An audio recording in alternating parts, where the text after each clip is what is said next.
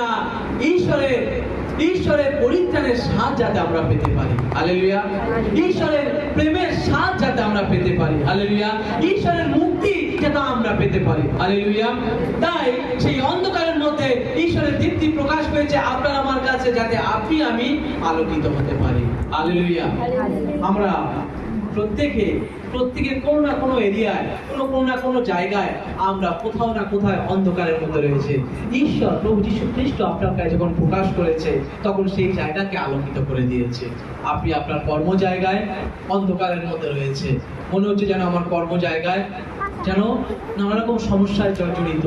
আপনার ব্যবসায় যেন কোথাও অন্ধকার নেমে রয়েছে। আপনার পরিবারে, আপনার ব্যক্তিগত জীবনে প্রভু যীশু খ্রিস্ট যখন আসে, সেই জায়গাকে দীপ্তিময় করে দেন। Hallelujah, hallelujah. তাই ঈশ্বর বলছে ঈশ্বর আপনার আমার জীবনে যে আলোকিত করেছে, দীপ্তি দিয়েছে, তার প্রধান কারণ বা প্রধান উদ্দেশ্য প্রথম কি না, আপনাকে আমাকে ঈশ্বর আহ্বান করেছে। প্রিয় বিশ্বাসী ভাই বোন, আপনাকে আমাকে ঈশ্বর আহ্বান করেছে আপনাকে আমাকে দীপ্তি দেওয়ার জন্য। হালেলুয়া।